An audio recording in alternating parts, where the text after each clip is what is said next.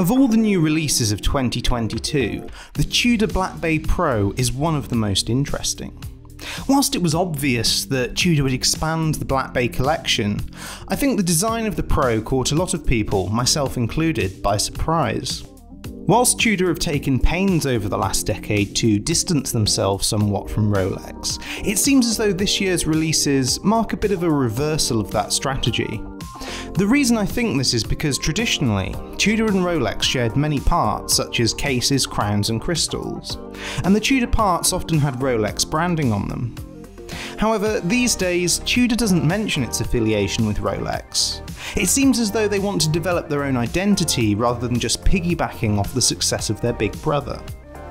But then they go and release something like the Tudor Black Bay Pro, a watch that, it has to be said, bears more than a passing resemblance to a vintage Rolex Explorer 2 1655. It's an odd change of direction, but that doesn't mean I don't think it works.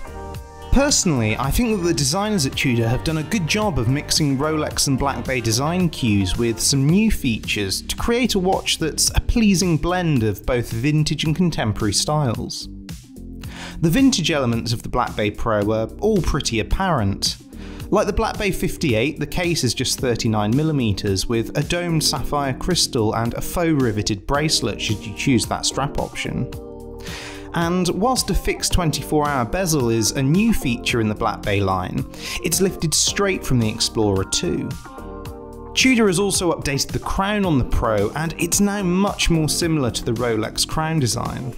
That's not necessarily a bad thing though, as the new crown has sharper teeth that are much easier to grip. It's actually the dial where we find a lot of the modern design elements of the Pro. The dial is of course the same classic layout that Tudor has used for decades, but it looks a lot more toolish than the other Black Bay models. For starters, there are the markers, which are made of a luminous ceramic compound and are essentially just big blocks of lume. The same can be said of the hands, which are painted in off-white rather than the more formal polished metal seen on other Black Bays. Against this monochromatic backdrop, the yellow GMT hand really pops out at you, which is something that's very much appreciated when tracking a second time zone. The result is a very high contrast dial that's exceptionally legible in all conditions, as well as giving the watch a modern, functional feel that the other Black Bays don't have. As someone with a puny 6¼ inch wrist, I find 39mm to be a great size, and I think the watch wears well. The brushed steel bezel also helps the watch wear a bit larger than you'd expect it to. But one big criticism of the Black Bay Pro is its thickness of 14.6mm. Now, as others have said, whilst this sounds terrible on paper, it's certainly not a deal breaker when you actually get the watch on the wrist. And just like the Black Bay GMT, the underside of the case is chamfered to hide some of the height. That said, if I'm being honest, I wouldn't want the Black Bay Pro to be any thicker, and I think Tudor are really at the limit of what they can get away with here. The sample I got to spend time with came on the rubber and leather hybrid strap, and I found it to be very comfortable to wear. The stitching matched the off-white of the lume, and the material felt both supple and durable. And if you were wondering about the watch's water resistance, then I can tell you that it's rated to a standard 200 meters, just like the Black Bay Divers, making it an ideal watch to take swimming. Ticking away inside the Black Bay Pro is Tudor's caliber MT5652. This automatic movement is what's known as a true GMT. That means that when setting the time, it's the local hour hand that jumps forwards or backwards, not the GMT hand. The date wheel is also linked to the local hour hand, so it changes whenever the hand crosses forwards or backwards over midnight. In contrast, most cheaper GMTs are what's called caller or office GMTs. With these movements, winding the crown out in the first position allows you to set the GMT hand in one direction and the date wheel in the other. This is less desirable than a true GMT because it's harder to adjust to local time when travelling. In addition to being a true GMT, the MT5652 features a 70-hour power reserve and is a COSC certified chronometer, which means it will be accurate to -4 to +6 seconds a day.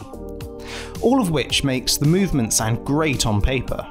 However, I should point out that when the Calibre was first introduced in 2018, there were multiple reports from owners of problems with the date wheel. Basically, the date has been known to jump or stick when changing. Whether or not this issue affected a disproportionate number of movements is hard to say because Tudor haven't even acknowledged the issue, and the evidence is all anecdotal. Personally, I'm inclined to think that there was an issue and that Tudor must have solved it before choosing to put the movement in a new model, but only time will tell. So, having spent some time with the Black Bay Pro, I don't think I'd label it an Explorer 2 homage.